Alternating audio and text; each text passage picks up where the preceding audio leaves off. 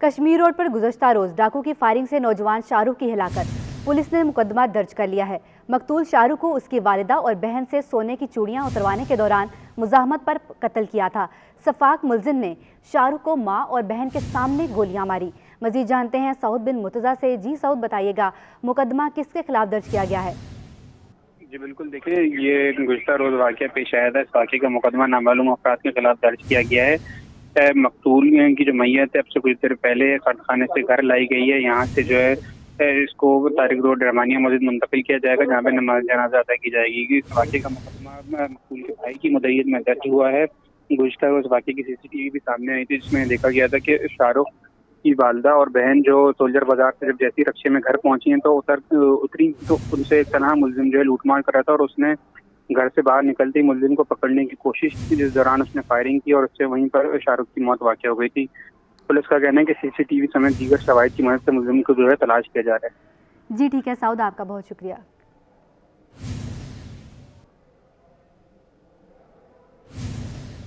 शहर में corona cases में मुसलसल इजाफा हो रहा है।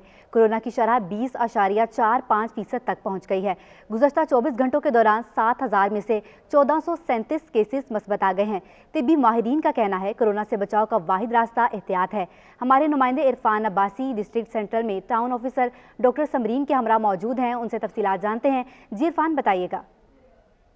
जी बिल्कुल, शहर कायद के अंदर ओमिक्रॉन और कोरोना वायरस के जो केसेस हैं उसके अंदर मुस्तकिल इजाफा हो रहा है, जिसके बायस तिब्बी माहिरीन बारहा तशवीश का इजहार कर रहे हैं। और तिब्बी माहिरीन का कहना है कि अगर मास्क का इस्तेमाल ना किया गया, समाजी फासलों को बरकरार ना रखा गया और इसी तरीके से अगर हमने जो है वो गैर ज़रूरी तकरीबात के अंदर शिरकत करते रहे तो यकीनन कोरोना के केसेस के अंदर भी इजाफा हो सकता है और साथ ही जो ओमिक्रॉन है वो भी बढ़ सकता है। इस वक्त मेरे साथ गुलबर्ग टाउन के THO डॉक्टर समरीन मौजूद हैं, इनसे बात करेंगे। डॉक्टर साहब, ये बताइएगा इस वक्त डिस्ट्रिक्ट सेंट्रल और ख़ास तौर पर जो गुलबर्ग टाउन है वहाँ की क्या सूरत हाल है और आप लोगों को क्या समझती हैं कि उनको मज़ीद क्या एहतियात करना चाहिए?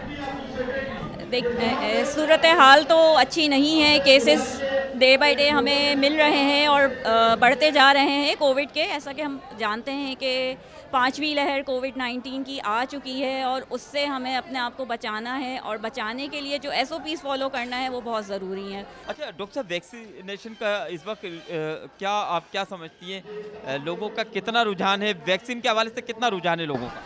देखें, इसमें अलग तरह के हैं, हमें देखने को मिल रहे हैं। कुछ लोग तो बहुत पॉजिटिव इस पे रिस्पांस दे रहे हैं, लेकिन एक मखसूस कम्युनिटी है जो बिल्कुल इस पे बिलीव नहीं करता।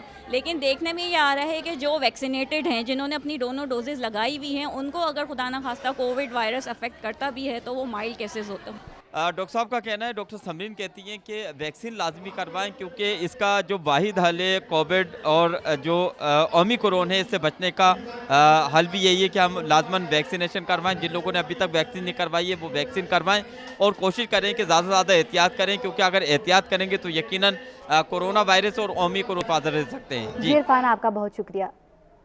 कोरोना के केसेस में इजाफे के साथ ही वैक्सीनेशन सेंटर में इजाफा हो गया है। हमारे नुमाइंदे वाजिद रजा फ़ानी इस वक्त जिन्ना अस्पताल में मौजूद हैं। जी वाजिद, बताइएगा। जैसे जैसे कराची में कोरोना के केसेस में इजाफा होता जा रहा है, वैसे ही वैक्सीनेशन सेंटर पे आवाम का रश बढ़ता जा रहा है। इस वक्त हम मौजूद हैं जिला अस्पताल में और यहाँ की जो वैक्सीनेशन सेंटर की इंचार्ज हैं डॉक्टर सादिया मूसा हमारे साथ मौजूद है। हम इनसे पूछेंगे कि आया क्या इस वैक्सीनेशन सेंटर पर भी आवाम का रश बढ़ गया है और यहाँ कौन कौन सी वैक्सीनेशन आवाम को लगाई जा रही हैं। जी डॉक्टर साहब, हमारे यहाँ जब से ओमिक्रॉन का खौफ लोगों में पैदा हुआ है, वैक्सीनेशन सेंटर में हमारे पास पहले वैक्सीनेशन का तनासुब काफ़ी कम हो गया था, मगर अब हमारे पास फिर से तकरीबन 1800 से 2000 लोग डेली आ रहे हैं, जिसमें फ़र्स्ट डोज़ वाले भी हैं और बूस्टर डोजेज़ वाले भी। जिससे NCOC वालों ने 30 से ऊपर का बूस्टर फ्री कर दिया है और ट्रैवलर्स के अलावा जो पाकिस्तानी सिटीजन्स हैं वो भी सब बूस्टर्स लगवाने के अहल हैं। तो हमारे पास बहुत ज़्यादा रश हो गया है। बूस्टर में हम फाइज़र भी लगा रहे हैं, साइनोफार्म, साइनोवैक, मॉडर्ना सब अवेलेबल है, जो भी लोग चाहें। तो वैक्सीन हमारे पास, हमने स्टाफ भी बढ़ा दिया है, अपने पास डॉक्टर्स की तादाद में इजाफा कर दिया है, डाटा एंट्री ऑपरेटर्स जो हैं वो बढ़ गए हैं हमारे पास। तो अल्हम्दुलिल्लाह इट इज़ वेल मैनेज्ड। मगर ये है कि अब जो है लोगों में वैक्सीनेशन का ज़्यादा वो हो गया है। जब से ओमिक्रॉन का डर आया है लोगों में, लोग आ रहे हैं, वैक्सीन लगवा रहे हैं और ख़ुद भी अपने आप को महफूज रख रहे हैं और अपने आसपास वालों को भी। जिला अस्पताल की वैक्सीनेशन सेंटर के इंचार्ज डॉक्टर सादिया मूसा जो बता रही थी कि पहले रश कम था, लेकिन जैसे जैसे कोरोना केसेस में इजाफा होता जा रहा है और ये तादाद अब इनकी डेली 2000 के करीब पहुंच गई है जो लोग आ रहे हैं। वाजिद, आपका बहुत शुक्रिया। कारों की बुलंद कीमत के साथ मिनी बजट में टैक्स बढ़ाने की तजवीज़ पर दिसंबर में कारों की फ़रोख्त ने तमाम रिकॉर्ड तोड़ दिए हैं। दिसंबर 2020 के मुकाबले में दिसंबर 2021 में कारों की फ़रोख्त 96% इजाफे से एक माह में 27,321 यूनिट फ़रोख्त किए गए हैं। मज़ीद तफसीलात जानते हैं अशरफ खान से। जी अशरफ, बताइएगा। जी, पाकिस्तान के ऑटोमोबाइल सेक्टर ने जो दिसंबर 2021 की कारकर्दगी रिपोर्ट जारी कर दी और ये रिकॉर्ड बताया है कि गाड़ियों की बुलंद कीमतें और साथ में मिनी बजट में जो कीमतें मज़ीद बढ़ाने की जो खदशा है उसकी वजह से जो है दिसंबर में रिकॉर्ड सेल हुई है। और दिसंबर 2021 के में जो गाड़ियों की फ़रोख्त में 96% का इजाफा हुआ है और गाड़ियों की फ़रोख्त देखा जाए 27,331 यूनिट फ़रोख्त हुए हैं और जो तारीख में पहली बार हुआ है कि एक माह में 27,000 से ज़ायद गाड़ियाँ फ़रोख्त हुई हैं। और जो दिसंबर 2020 में बात करें तो गाड़ियों की जो यूनिट्स थे 13,996 यूनिट्स फ़रोख्त हुए थे। और सबसे इंपॉर्टेंट है जो रिपोर्ट आई है मिनी बजट के ज़रिए तजवीज़ करदा कीमतों में इजाफे से कबल एक माह में सबसे ज़्यादा फ़रोख्त रिकॉर्ड की गई है। और यहाँ पे देखा जाए नवंबर के मुकाबले दिसंबर में 46% का इजाफा हुआ है। कारों पर रेगुलेटरी ड्यूटी में इजाफे की तजवीज़ है मिनी बजट में। और साथ ही नवंबर के मुकाबले दिसंबर में सुजुकी की गाड़ियों की फ़रोख्त में जो है 82% का इजाफा हुआ है, होंडा की फ़रोख्त में 56% का इजाफा हुआ है और इंडस मोटर की कारों की फ़रोख्त में 2% कमी हुई है। और यहाँ पे मोटरसाइकिलों की फ़रोख्त की बात करें तो दिसंबर में नवंबर के मुकाबले जो है 10% की कमी हुई है। उसका इम्पैक्ट ये है कि मोटरसाइकिलों की कीमतें भी बढ़ी हैं, उसकी वजह से फ़रोख्त में कमी हुई है। और ट्रक और बसेस की भी जो फ़रोख्त है उसमें भी नवंबर के मुकाबले दिसंबर में कमी हुई है। ओवरऑल सिचुएशन देखें तो 6 माह में रवा माली साल जो कारों की मजमूई फ़रोख्त है उसमें 70% का इजाफा रिकॉर्ड किया गया है। और माहिरीन का कहना है कि जो कोरोना लॉकडाउन के बाद जो 2021 की बात करें तो माली साल माशी एक्टिविटी। अशरफ, आपका बहुत शुक्रिया। अब बात करते हैं कुछ धरने की। बल्दियाती तरमीमी कानून 2021 के खिलाफ जमात इस्लामी की दरख्वास्त पर अदालत ने आइंदा समात पर सिंध हुकूमत को जवाब दाखिल करने का हुक्म दे दिया है। सिंध हुकूमत ने बल्दियाती तरमीमी कानून 2021 के खिलाफ जमात इस्लामी की दरख्वास्त पर समात हुई। अदालत ने चीफ सेक्रेटरी सिंध हुकूमत सिंध और दीगर को नोटिस जारी करते हुए हुकूमत सिंध को आइंदा समात पर जवाब दाखिल करने का हुक्म दे दिया है। केस की मजीद समात गैर मुअय्यना मुद्दत तक मुलतवी कर दी है। जमात इस्लामी हाफिज नईमुर रहमान ने बल्दियाती तरमीमी एक्ट 2021 को अदालत में चैलेंज किया है। इन लोकल गवर्नमेंट एक्ट के खिलाफ सिंध असम्बली के सामने जमात इस्लामी का धरना 14वें रोज़ भी जारी है। जमात इस्लामी ने शहर में एहतजाज का दायरा कार वसी कर दिया है। आज भी मुख्तलिफ मकामात पर इलामती धरने दिए जाएंगे। हाफिज नईमुर रहमान कहते हैं हुकूमत से बामानी मुज़ाकरात तक धरना जारी रहेगा। मज़ीद जानते हैं अपने नुमाइंदे दानियाल सिद्दीकी से। जी दानियाल, बताइएगा। एहतजाज का दायरा कार को वसी करने का भी ऐलान किया है। अमीर जमात इस्लामी कराची हाफिज़ नईमुर रहमान ने ये कहा है कि जब तक हुकूमत से बामायनी मुज़ाकरात नहीं हो जाते ये धरना इसी तरीके से जारी रहेगा। इस वक्त जमात इस्लामी के रहनुमा इंजीनियर साबिर साहब हमारे साथ मौजूद हैं, उनसे गुफ्तगू करते हैं। साबिर साहब, बताइएगा, मुज़ाकरात को 3 रोज़ गुजर चुके हैं, हुकूमती नुमाइंदे यहाँ पर आए थे, आइंदा का क्या लाएअमल है आप लोगों का?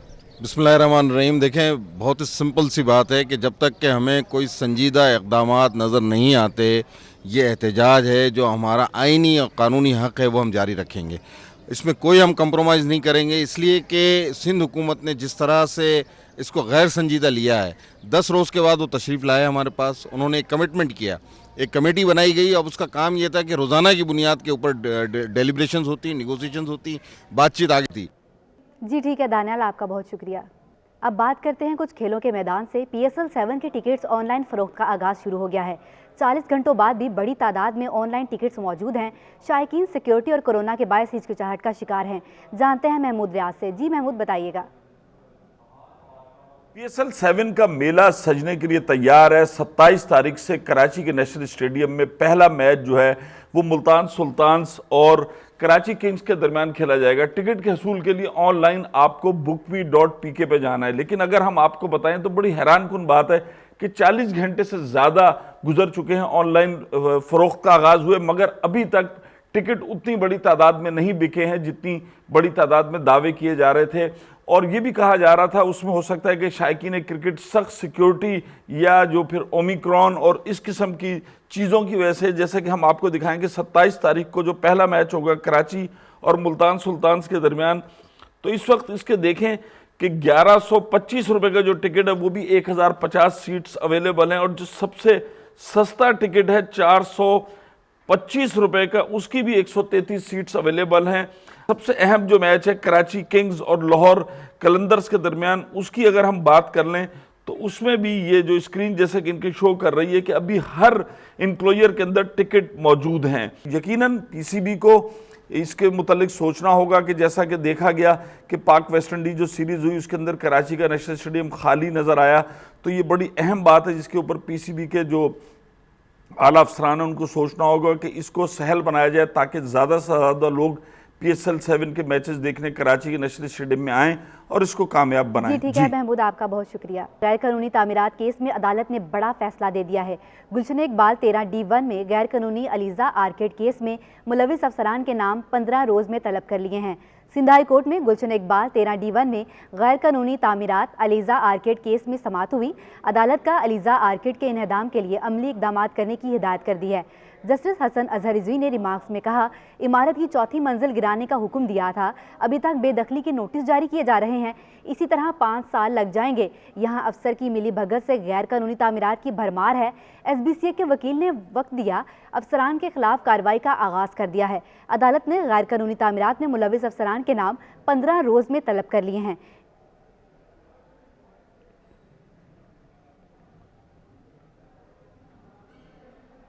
सिंध हाई कोर्ट में अलबारी टावर बहादुराबाद केस की समाअत मुलतवी कर दी गई है। दरख्वास्त गुजार के मुताबिक पार्क की आधी जगह पर अलबारी टावर तामीर हो गया है, आधी जगह पर के इलेक्ट्रिक ने कब्जा किया हुआ है। मजीद जानते हैं अपने नुमाइंदे बिलाल अहमद से। जी बिलाल, बताइएगा।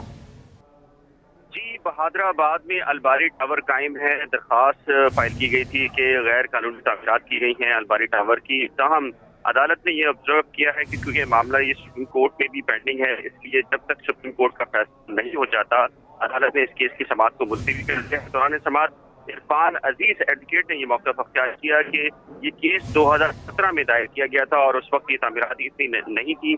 अब बाद में ये तामीरात मज़ीद बढ़ चुकी हैं, लेकिन सिंध हाई कोर्ट ने यह करार दिया है कि जब तक सुप्रीम कोर्ट में ये मैटर पेंडिंग है और जब तक डिसाइड नहीं हो जाता उस वक्त तक के लिए समाअत मुलतवी की जाती है। जी ठीक है बिलाल, आपका बहुत शुक्रिया।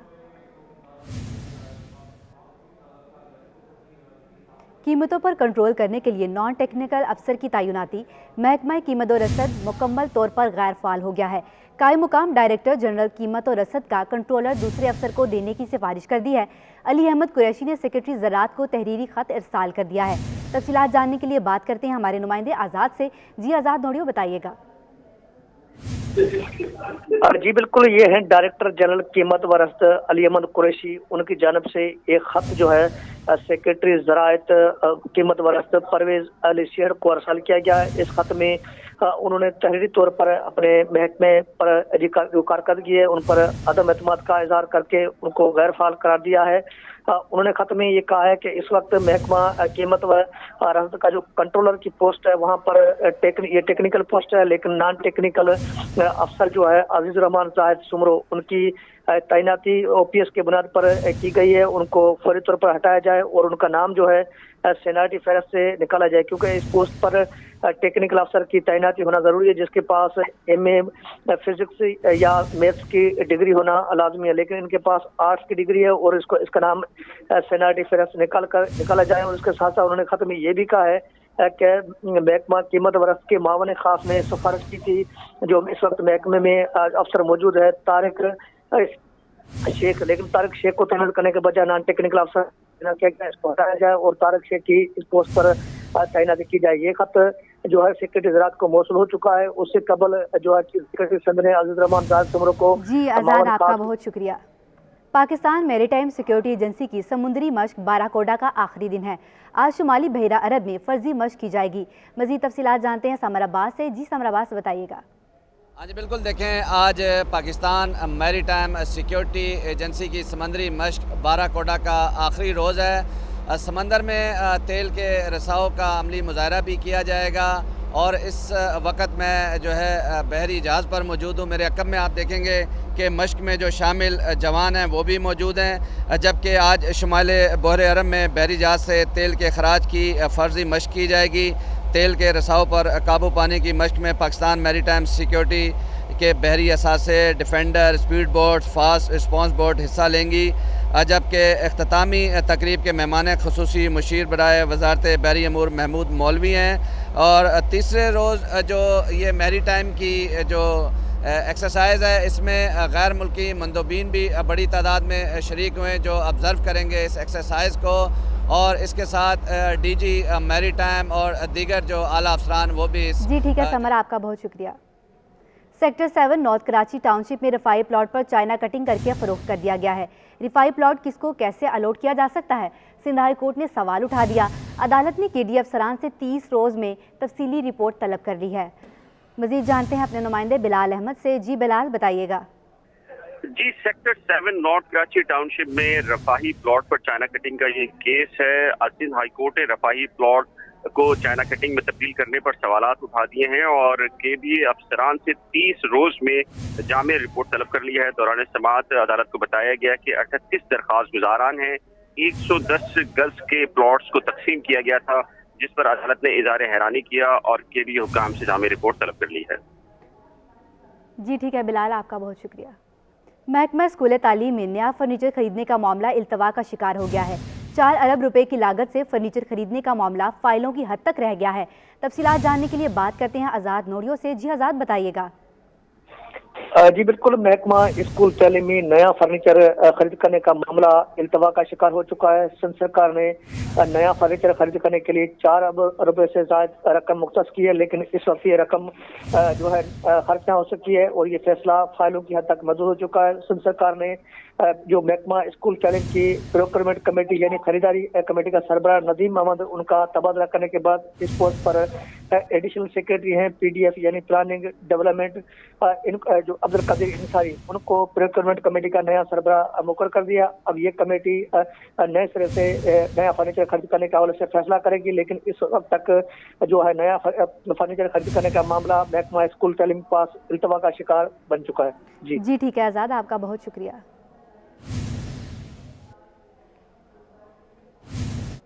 शहर कायद में कचरे से सैर व तफरी के पार्क भी महफूज न रहे।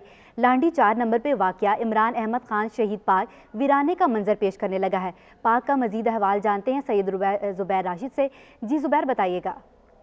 जी, जैसे कि शहर कायद के मसाइल की बात की जाए तो शहर कायद का जो सबसे बड़ा मसला है आज के दौर में कचरा है। ना तो कोई इलाका महफूज है कचरे से, ना कि कोई सड़क महफूज है कचरे से, और ना कि कोई ग्राउंड या पार्क महफूज है कचरे से। इस वक्त मैं मौजूद हूँ, लांडी का इलाका है, लांडी नंबर 4 में वाक़ इमरान अहमद शहीद पार्क, और इस पार्क की आप हालत जैसे कि मुलाहिज़ा कर सकते हैं। अगर मेरे सीनियर कैमरामैन आगा साहब अगर आपको दिखा सकें कि जैसे कि आप ये देख सकते हैं कि यहाँ पर गुज़िश्ता दिनों जो बारिशें हुई थी उसके हवाले से यहाँ पर ये पूरे पार्क में ये जो पानी जमा है, जो कि यकीनन तौर पे एक नदी का मंजर पेश कर रहा है। ना कि सिर्फ यहाँ पर अवामुल नास का एक हुजूम हमें दिखना चाहिए था, यहाँ पर अवाम के बरक्स तो यहाँ पर कुत्ते जो हैं लौटते हुए नज़र आ रहे हैं। पार्क की खस्ता हाली इतनी है कि यहाँ पर मौजूद जो है कचरे का जो ढेर है अवामुल नास के लिए सख्त तरीन अजियत का सबब बनता चला जा रहा है। ये पार्क के हवाले से अगर मैं आपको थोड़ा सा गाइड करूँ, ये पार्क जो है 2010 में इसका इफ्तिताह हुआ था। साबिक नाजिम जो है मुस्तफ़ा कमाल ने 14 फरवरी को इसका इफ्तिताह किया था। आप कैमरे की आँख से देख सकें कि यहाँ पर ये जो गेट है, ये जो पार्क की जो गेट है, ये भी कैसी खस्ताहाली का शिकार है। यहाँ पर हिरोइंशु आते हैं रात में और ये ग्रिल्स को काट के ले जाते हैं। और अलबत्ता यहाँ पर जैसे कि एक पार्क होता है तो पार्क की बुनियादी सहूलत में मौजूद होता है कि यहाँ पर ग्रीनरी हो, प्लांटेशन हो, लेकिन यहाँ पर एक वीरान कब्रिस्तान का मंजर है। आपका बहुत शुक्रिया। पंजाब और गिरदोनवाह में मौसम की खराबी के बायस ट्रेन ऑपरेशन भी मुतासिर होने लगा है। अंदरूनी मुल्क से कराची आने वाली मुतादिद ट्रेनें आज भी घंटों ताखीर का शिकार हैं। आदिया ना से तफसीलात जानते हैं। जी आदिया, बताइएगा कौन कौन सी ट्रेनें ताखीर का शिकार हैं? बिल्कुल, पंजाब और गिरदोनवाह में धुंध और मौसम की ख़राबी के बायस ट्रेन ऑपरेशन भी बुरी तरीके से मुतासिर है और अंदरूनी मुल्क से कराची आने वाली आज भी मुतादिद ट्रेनें घंटों ताख़ीर का शिकार रहीं। और सबसे ज़्यादा लेट ट्रेन जो पहुंच रही है वो बुलान मेल है, जो कि तकरीबन 3 घंटे 15 मिनट की ताख़ीर का शिकार है। कराकरम एक्सप्रेस की बात करें तो 3 घंटे की ताख़ीर से कराची पहुँच रही है। इसके अलावा दीगर में हज़ारा एक्सप्रेस हो, मिल्लत एक्सप्रेस हो, शाह हुसैन एक्सप्रेस हो, कोई 2 घंटे, कोई 2.5 घंटे, कोई 3 घंटे की ताख़ीर का शिकार है। अभी कुछ देर कबल यहाँ पर पाकिस्तान एक्सप्रेस भी पहुँची थी, जो कि तकरीबन 4 घंटे की ताख़ीर से आई है।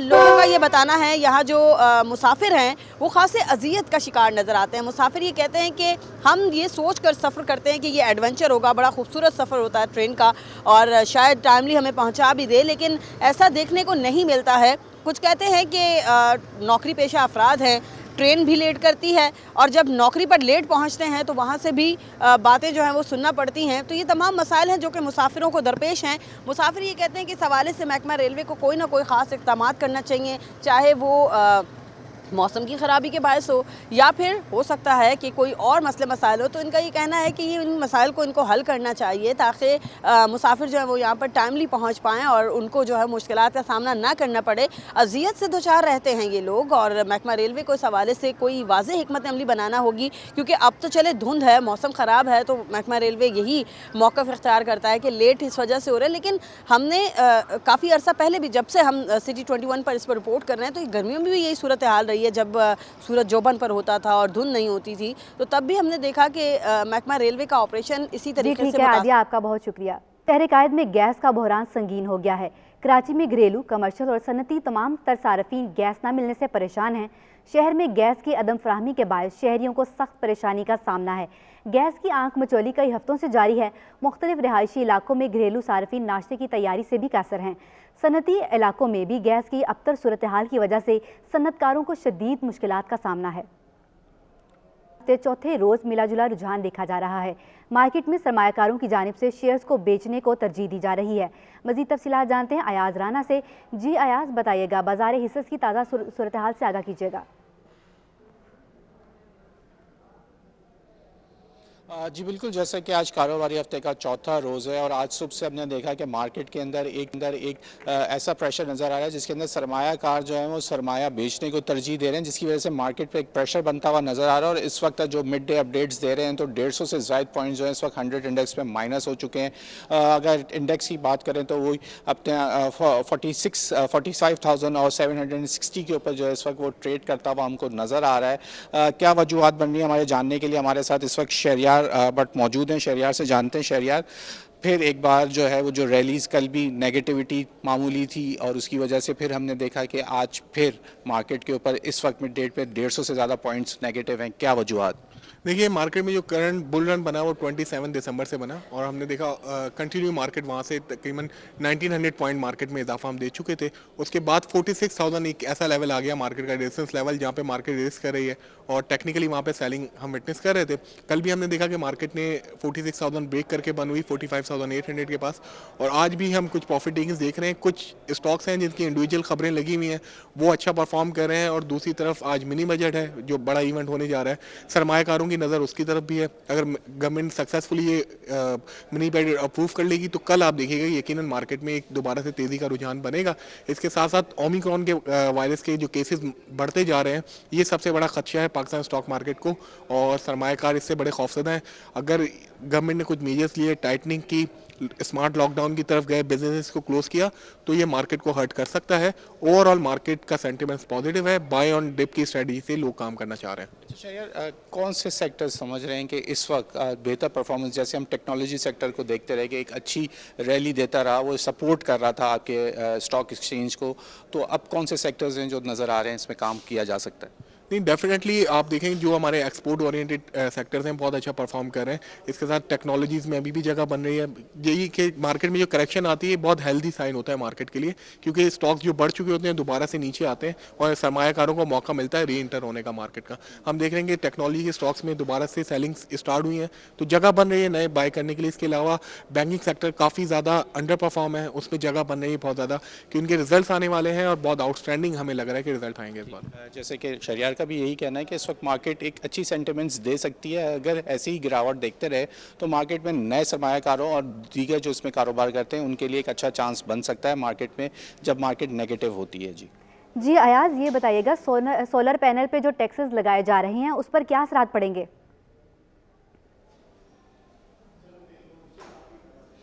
देखें जो सबसे बड़ी बात है कि जो सोलर पैनल्स के ऊपर जो बात की जा रही है कि वो एक ज़ीरो रेटेड और सब्सिडीज़ दी जा रही थी जब इंपोर्ट होते हैं ये ज़्यादातर, और हुकूमत इस वक्त जो मिनी बजट के अंदर है वो इसके ऊपर टैक्सेस लगाने के 17% का सेल टैक्स लगने के बाद है, यानी कि उसकी कीमतों में यकीनन इजाफा होगा और वो ख़रीदने वाले जो हजरात या जो लोग होंगे वो आवाम पे ही उसका बोझ आएगा। वो दुकानदार या किसी और हुकूमत को जो है उसका फ़र्क नहीं पड़ना, हुकूमत की जेब में रेवेन्यू जाना है और आवाम की जेब से जो है पैसा निकलना है और मज़ीद महंगाई के अंदर जो है वो इजाफा होगा। और जो ये सोलर पैनल रहे हैं, कोई भी हुकूमत रही हो, पिछली तमाम हुकूमतें जो इससे पहले रही हैं वो सोलर पैनल को जो है वो इसके ऊपर हमेशा से सब्सिडाइज़ करती रही हैं और वो बोलती रही हैं कि उसको आप इंपोर्ट करें, उसको ज़ीरो रेटेड में रखा गया है।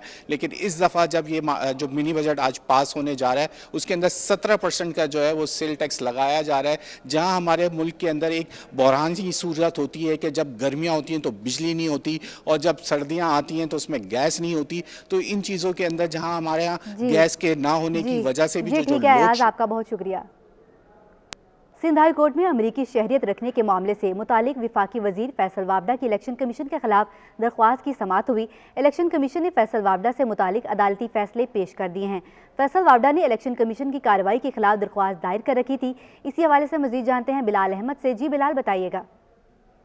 जी, पाकिस्तान तहरीक इंसाफ के रहनुमा फैसल वावडा की जानिब से सिंध हाई कोर्ट में एक आईनी दरख्वास्त दायर की गई थी जो कि अमरीकी शहरियत छुपाने का मामला है हलफनामे में, जिस पर इलेक्शन कमीशन ऑफ पाकिस्तान में कार्रवाई जारी है। फैसल वावडा की इस दरख्वास्त में ये इस्तदा थी कि इलेक्शन कमीशन को कार्रवाई से रोका जाए। आज सिंध हाई कोर्ट के चीफ जस्टिस अहमद अली शेख की सरबराही में 2 रुकनी बेंच है जिसने फैसल वावडा की दरख्वास्त की समाअत की। दौरान समाअत इलेक्शन कमीशन ऑफ पाकिस्तान के नुमाइंदा अब्दुल्ला हिंजरा अदालत में पेश हुए और उन्होंने इस्लामाबाद हाई कोर्ट के 3 फैसले आज अदालत में पेश किए और ये बताया कि इलेक्शन कमीशन ऑफ पाकिस्तान ने इस्लामाबाद हाई कोर्ट के जो फैसले हैं उनकी रोशनी में 23 दिसंबर को तमाम फरीकैन को सुनकर फैसला महफूज कर लिया है और जो कार्रवाई की गई है फैसल वावडा के खिलाफ उसमें इस्लामाबाद हाई कोर्ट की ऑब्जर्वेशन शामिल थी।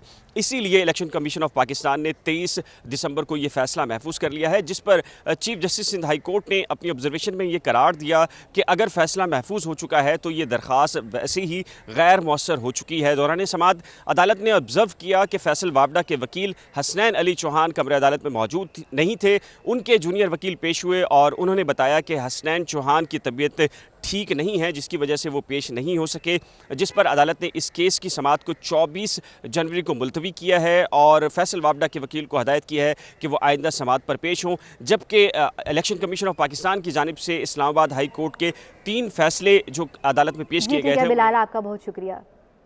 को चेयरमैन वाटर बोर्ड नजमी आलम ने कहा है कि कराची के लिए फौरी हल नहीं है। शहर की आबादी तेज़ी से बढ़ रही है, जब तक K4 मंसूबा मुकम्मल होगा पानी का मसला मौजूद रहेगा। पब्लिक प्राइवेट पार्टनरशिप के तहत नई नहर के मंसूबे पर बात हो रही है। कराची के लिए तवील अलमुद्दती मास्टर प्लान की ज़रूरत है।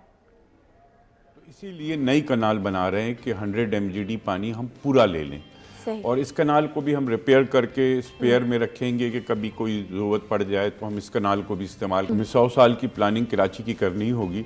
और दूसरा ये कि कराची में ये जो माइग्रेशन है इसका भी कोई हल ढूंढना पड़ेगा। अगर हमने मुल्क के दूसरे हिस्सों में तरक्याती काम नहीं किए कि वहाँ के लोगों को वहाँ पे रोज़गार नहीं दिया तो आबादी इसी तरह बढ़ती रहेगी और अनप्लान्ड आबादी बढ़ रही है। और इस दफ़ा की बारिश में कराची में कहीं पे कोई आप देखेंगे अगर लास्ट ईयर 2 साल पहले यूसुफ गोट एक इलाका है जी, उस जगह बड़ी तबाही होती थी कि यूसुफ कोट में महीने 1.5 महीने इस बारिश में यूसुफ कोट में पानी नहीं खड़ा हुआ। वाटर बोर्ड का भी ये होता है कि कभी कोई लाइन लीक हो गई, कुछ हो गया, पुरानी सिस्टम्स हैं तो उनको खोदना पड़ता है। उसके अलावा उनके पास चॉइस नहीं होती। ये हमारे यहाँ है प्रॉब्लम। ब्रिज का वाकई बड़ा इशू है। हमने अब वाटर बोर्ड ने उस पर बड़ी तवज्जो दी है। अभी पिछले हफ्ते ही हमने 15 सीवर क्लीनिंग मशीन फ्लीट में ऐड की हैं और 15 का मजीद ऑर्डर दिया हुआ है। हमारा प्लान ये है कि इस साल के आखिर तक हम तकरीबन 60 से 70 सीवर क्लीनिंग मशीन्स नई ऐड करें। अच्छा, में Karachi inter club women football tournament का आगाज हो गया है। इवेंट में शहर कायद की 8 बेहतरीन टीमें हिस्सा ले रही हैं। मजीद तफसीलात बता रहे हैं जावेद इकबाल। जी जावेद, बताइएगा। जैसा कि आपको मालूम है कि फ़ुटबॉल दुनिया का मकबूल तरीन खेल है और पाकिस्तान में फ़ुटबॉल मकबूल बहुत है, लेकिन उतना पाकिस्तान आलमी रैंकिंग में इतना ऊपर नहीं है। लेकिन पाकिस्तान में ख़वातीन भी बहुत फ़ुटबॉल में दिलचस्पी ले रही हैं और मैं इस वक्त कराची यूनाइटेड के फ़ुटबॉल ग्राउंड में मौजूद हूँ, जहाँ पर वुमेंस का फ़ुटबॉल टूर्नामेंट खेला जा रहा है। हमारे साथ इस वक्त कराची यूनाइटेड के प्रोग्राम मैनेजर तालिब साहब मौजूद, हम इनसे बात करेंगे, जानेंगे। तालिब साहब, टूर्नामेंट जो हो रहा है कितनी टीमें हिस्सा ले रही हैं, क्या फॉर्मेट है, थोड़ा सा हमें इस हवाले से बताएँ। जी, अस्सलाम वालेकुम जावेद साहब। अच्छा, इसके अंदर 8 टीमें हमारी हैं और माशाल्लाह आप देख रहे हैं एंग्रो के साथ, एंग्रो ने हमें स्पॉन्सर किया हुआ है। तो 8 टीमें इसमें हैं। 9 तारीख से हमने स्टार्ट किया था और ये इंशाल्लाह 22 तारीख तक ये चलेंगे। हमारे पास ये 2 ग्रुप्स में हमने डिवाइड किए हुए हैं। 4 टीमों का एक ग्रुप है और 18 को ये सेमीफाइनल होगा। फिर दिन फाइनल जो है वो 22 तारीख को इंशाल्लाह आप देखेंगे यहाँ पर हो रहा होगा। सुना आपने कि तालिब साहब बता रहे थे कि ये एक रस्मी टूर्नामेंट नहीं है, बल्कि लड़कियां इसमें अपनी सलाहियतों का इज़हार करती हैं और उनको मुख्तलिफ और भी सेल्फ डिफेंस के भी यहाँ पे इस जो इवेंट है उसमें इस दौरान जो है कराया जाएगा और वुमेन एम्पावरमेंट के हवाले से भी उनको शौर उजागर करने में मदद मिलेगी इस इवेंट से। जावेद, आपका बहुत शुक्रिया।